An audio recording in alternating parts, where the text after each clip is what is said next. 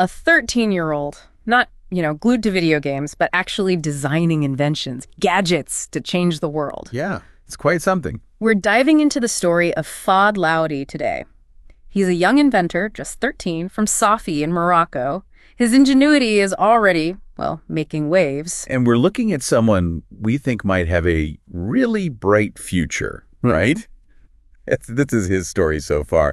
We got some news articles, things highlighting what he's achieved already. Exactly. And our mission here really is to understand what makes this young guy so promising. What's the potential impact of what he's already doing? Well, the signs were there incredibly early on. Yeah. I mean, picture a 4-year-old, not just playing with toy cars, but taking them apart systematically, just to figure out how they worked. Yeah. That's a pretty strong early indicator, wouldn't you say? That drive to understand the mechanics. Definitely. And it wasn't just taking things apart, was it? He was putting them back together, improving them. By 5, he's assembling electric circuits. Right. And then at 7, he adds a control system to a decorative boat. It really fits with what he said himself, something like, I've always felt everything could be improved. And that I had the ability to do it. Yeah. That's quite a mindset for a kid. It really is. And that curiosity, it didn't stay theoretical, it quickly became practical. Problem solving.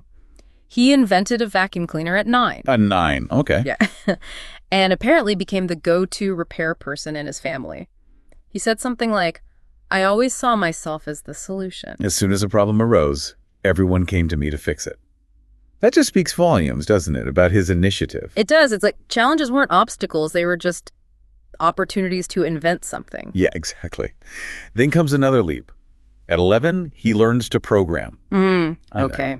The game changer. Right. That must have opened up a whole new dimension for his inventions, automated systems, that kind of thing. And his father supported him, helped him get electronic components. That's crucial. Absolutely. That early support can make all the difference. And you see the impact of that programming knowledge pretty quickly, like his automatic drip irrigation system. He built that when he was 12. 12 years old. And it wasn't simple either. It had sensors. Humidity and heat sensors, yeah. Yeah. And the idea apparently came because he kept forgetting to water plants himself. Yeah. A personal problem leads to innovation. Exactly. But he saw the bigger picture, its wider use, that ability to scale up a personal solution. That's often where real impact comes from. And it wasn't a one-off success. He also developed an electronic cane for visually impaired people. Right. And that actually won a national competition. Wow. Okay. And then there's this even more ambitious project he's worked on, hydrogen fuel cells. Yeah, looking at them as a potential replacement for, butane gas?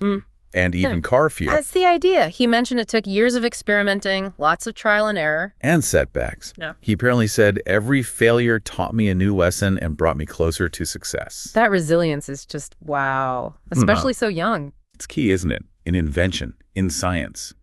Seeing failure not as an end, but as, data, a step forward.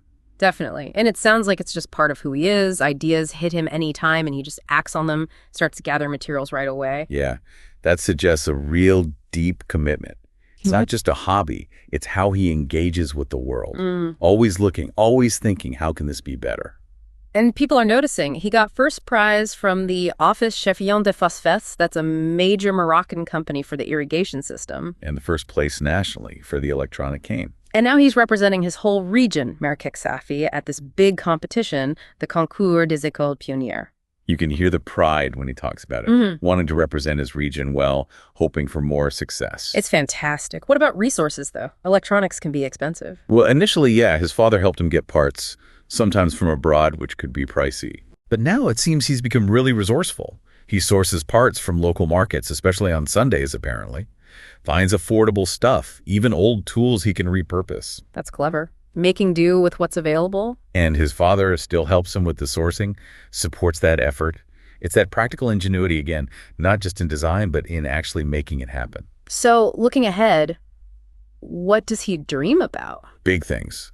He talks about wanting to create an ecological car manufacturing plant someday. Wow. Okay. Aiming high. And generally inventing technologies that just make people's lives easier, simpler.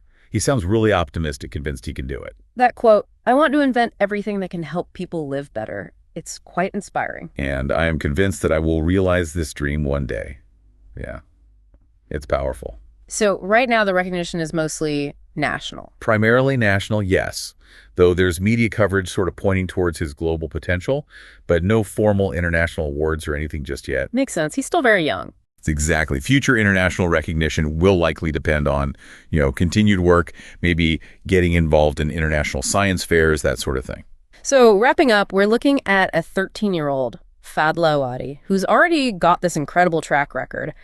Curiosity from day one, real problem-solving skills, actual recognized inventions. It really points to a very promising future in invention, doesn't it? It absolutely does. Reminds you of the power of a young mind when it's, focused and determined. Makes you think, too, about the everyday problems all around us. What simple, maybe overlooked solutions are just waiting. Could the next Fod be someone you know?